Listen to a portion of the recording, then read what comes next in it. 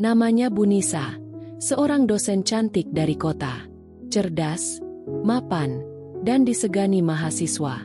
Tapi siapa sangka, saat mudik ke desa kecil tempat ibunya tinggal, hatinya justru terpaut pada seorang pemuda sederhana bernama Randy, buruh bangunan dengan tangan kasar, namun tatapan mata yang jujur dan hangat. Mereka datang dari dunia yang berbeda, tapi takdir punya cara sendiri menyatukan dua hati yang tak pernah saling mencari. Ketika cinta tak butuh gelar, harta, atau status, mampukah mereka bertahan melawan prasangka dan perbedaan? Kalau kamu percaya bahwa cinta sejati bisa datang dari arah yang tak terduga, jangan lupa untuk like, komen, dan subscribe channel ini. Kita akan terus menghadirkan kisah-kisah cinta inspiratif yang menggetarkan hati dan membuka mata. Karena di balik kehidupan sederhana, sering tersembunyi cinta paling tulus di dunia. Subscribe sekarang dan nyalakan loncengnya. Ya, jangan sampai ketinggalan cerita selanjutnya.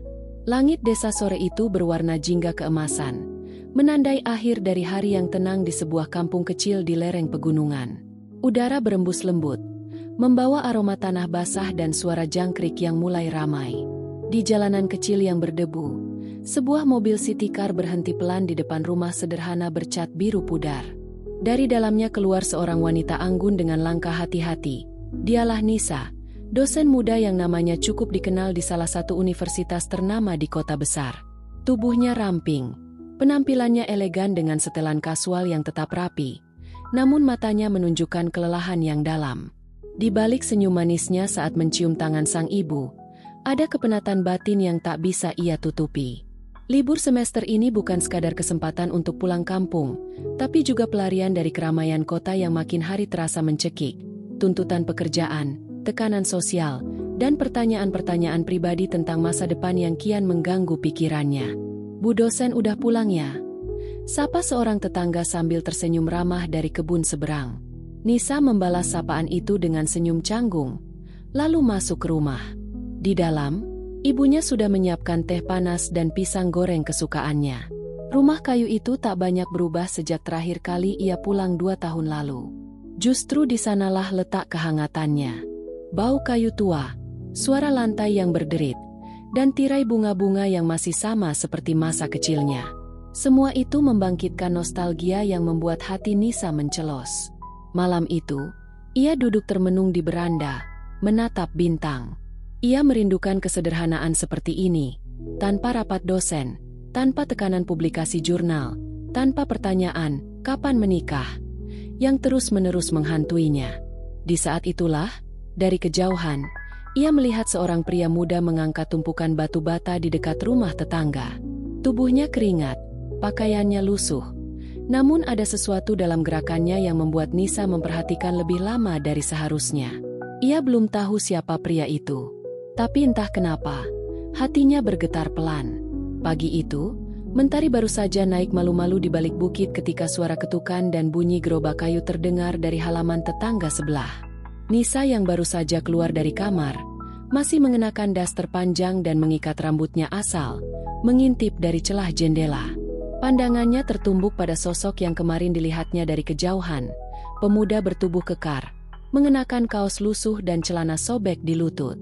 Ia sedang menurunkan semen dan pasir dari gerobak sorong. Wajahnya serius, gerakannya cekatan. Nisa sempat berpaling, tapi tanpa sadar kembali melirik. Ada yang jujur dari cara pria itu bekerja. Tidak banyak gaya, tidak peduli dilihat, tapi setiap geraknya seperti punya tujuan. Ia bekerja seperti orang yang terbiasa hidup dengan keras, tepat, hemat gerak, dan tak banyak bicara. Namanya Randy, ujar ibunya tiba-tiba dari belakang, membuat Nisa tersentak kecil. Anak Pak Karyo yang tinggal di seberang sawah. Dulu sempat merantau ke kota, tapi balik lagi. Sekarang bantu-bantu bangun rumah Bu Lastri. Nisa hanya mengangguk, pura-pura biasa, tapi ada rasa penasaran yang tumbuh dalam diamnya. Hari itu, ia sengaja duduk lebih lama di beranda sambil membaca buku, meski konsentrasinya entah kemana. Pandangannya beberapa kali melirik ke halaman Bu Lastri. Lalu, momen kecil yang tak terduga terjadi. Saat Randy mengangkat semen ke atas kepala, Ujung siku tangannya tergores paku yang mencuat dari papan. Ia mengaduh pelan, menjatuhkan ember. Darah mengalir tipis di lengannya. Tanpa pikir panjang, Nisa berdiri dan menghampiri. "Kamu luka," katanya cepat, mengambil sapu tangan dari saku bajunya. Randy sempat terkejut. Tak menyangka dosen cantik dari kota itu akan menghampiri dirinya. Ia mencoba menolak halus. "Gak apa-apa, Mbak. Cuma goresan. Tetap harus dibersihkan. Biar nggak infeksi," jawab Nisa mantap, membersihkan luka itu dengan hati-hati. Mata mereka bertemu sesaat. Randy menunduk, gugup. Nisa tersenyum kecil, lalu berkata, "Saya Nisa, baru pulang ke sini." Randy membalas dengan anggukan dan senyum ragu. "Saya Randy, kerja harian.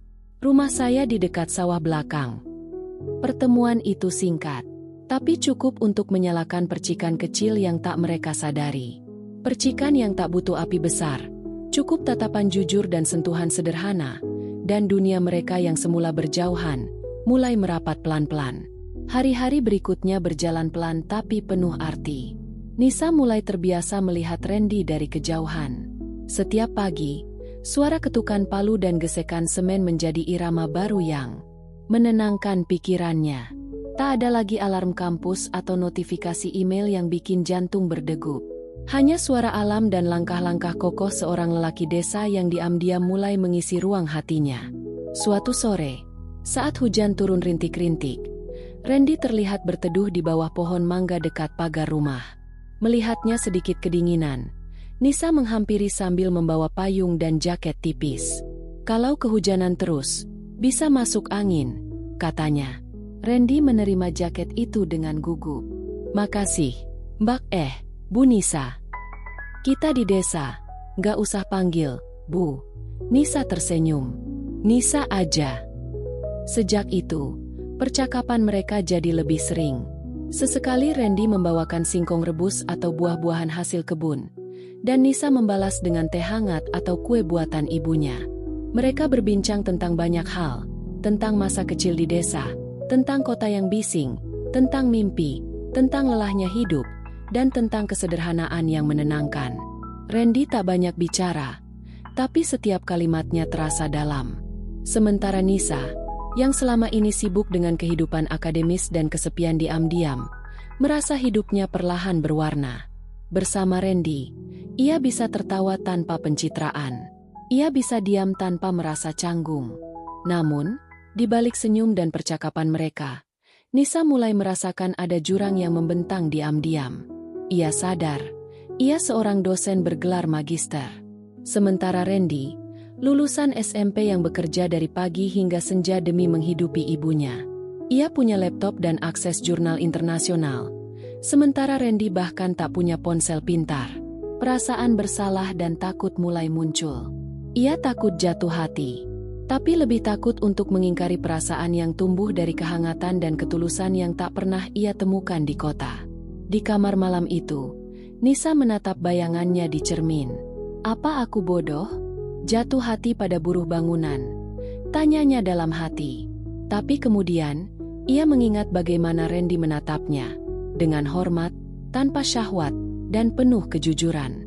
Dan di sanalah, dua dunia yang berbeda mulai dipertemukan oleh satu hal yang tak bisa dijelaskan oleh gelar, status, atau logika, rasa yang tumbuh dari hati yang tulus. Semakin sering Nisa dan Randy terlihat bersama, semakin banyak pasang mata yang memperhatikan. Di desa kecil seperti itu, bisikan dan pandangan sinis bisa menyebar lebih cepat dari asap tungku kayu. Awalnya hanya sapaan basa-basi dari tetangga yang berubah nada. Kemudian berlanjut pada gumaman lirih setiap kali Nisa lewat sambil membawa kantong berisi gorengan untuk Randy. "Sayang amat, dosen kok naksir tukang bangunan." Begitu bunyi salah satu bisik-bisik yang sampai ke telinga ibunya. Suatu sore, saat Nisa sedang duduk di beranda membaca, ibunya datang dan duduk di sebelahnya. Wajahnya tampak cemas, bukan marah, tapi lebih kepada khawatir. "Nis, ibu tahu kamu udah dewasa, bisa pilih jalan hidup sendiri. Tapi, orang kampung udah mulai ngomongin kamu sama Randy." Nisa terdiam. Jemarinya meremas lembut buku yang ia pegang. Apa salahnya, Bu? Randy orang baik. Iya, dia baik. Ibu juga suka sama sikapnya. Tapi kamu dosen, Nisa. Dunia kamu sama dia beda jauh. Perkataan ibunya menyentuh titik rawan yang sejak awal sudah Nisa rasakan. Ia tahu ibunya tak berniat melarang. Tapi kata-kata itu menyentak logikanya yang selama ini ia pendam di balik senyum dan degup jantung. Seakan belum cukup, teman Nisa dari kota yang kebetulan berkunjung pun memberikan komentar pedas tanpa sadar. Serius lo jalan bareng dia? Astaga, Nis, kamu bisa dapetin yang jauh lebih tinggi. Ngapain buang waktu di kampung? Nisa hanya tersenyum waktu itu, tapi hatinya seolah tertampar. Ia pulang ke kamar dengan kepala penuh suara-suara. Rasa malu, ragu, dan amarah bertabrakan dalam dadanya. Malam itu, ia menangis diam-diam. Bukan karena dihina, tapi karena merasa dunia ini terlalu sempit untuk cinta yang sederhana. Sementara itu, Randy mulai menjaga jarak. Ia jarang menyapa duluan. Bahkan saat bertemu pun, ia hanya tersenyum singkat lalu segera berlalu. Ia merasa tak pantas. Mungkin terlalu tinggi bermimpi bisa berdiri di sisi seorang wanita seperti Nisa. Hari-hari berlalu dengan kecanggungan yang perlahan menyiksa. Dua hati yang semula saling mencari, kini saling diam. Mereka mencintai, tapi tak tahu apakah cinta itu cukup kuat menahan beban penilaian dunia. Dalam heningnya malam, Nisa hanya bisa bertanya dalam hati, kalau cinta harus sembunyi, apa gunanya ia datang sejujur ini? Pagi itu, suasana rumah terasa lebih sunyi dari biasanya. Nisa duduk di dapur, menatap kosong ke arah cangkir teh yang tak disentuhnya. Hatinya penuh sesal dan kegundahan. Sudah hampir seminggu Randy tak muncul di sekitar rumah Bu Lastri. Kabar yang ia dengar dari tetangga, Randy memilih berhenti dari proyek itu. Katanya ingin merantau kembali ke kota, mencari pekerjaan baru, menjauh dari keributan yang tak pernah ia buat tapi harus ia tanggung. Sejak itu, Nisa seperti kehilangan arah. Ia merasa sepi. Kehilangan seseorang yang bahkan belum sempat ia miliki sepenuhnya. Perasaan bersalah menumpuk karena diamnya membuat segalanya kian jauh. Sore itu, saat langit mulai kelabu, ia memberanikan diri bicara pada ibunya. Suara Nisa pelan, tapi matanya menatap tegas. Bu, aku sayang sama Randy. Ibunya menoleh, terlihat terkejut, tapi tak memotong. Nisa melanjutkan, suaranya mulai bergetar. Dia memang gak punya gelar, tapi hatinya jujur. Dan, dia satu-satunya orang yang bikin aku merasa cukup jadi diri sendiri. Ibunya terdiam cukup lama. Lalu dengan suara pelan, ia berkata, dulu ibu juga dinikahi ayahmu yang cuma buruh tani. Tapi kami saling dukung, saling percaya. Ibu bahagia, meskipun hidup nggak mewah. Kalau kamu yakin, ibu cuma bisa mendoakan. Kata-kata itu seperti air di padang gersang. Hati Nisa menghangat.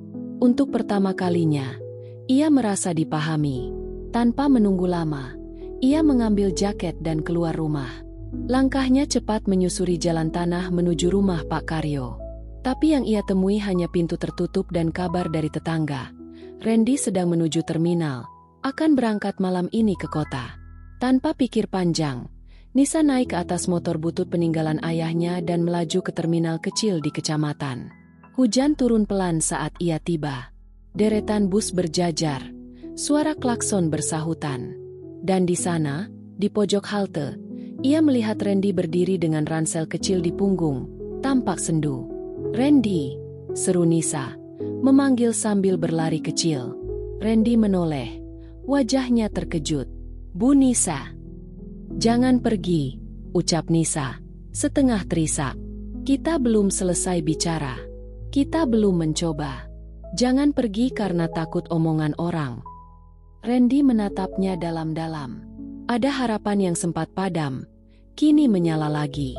Tapi dunia kita beda.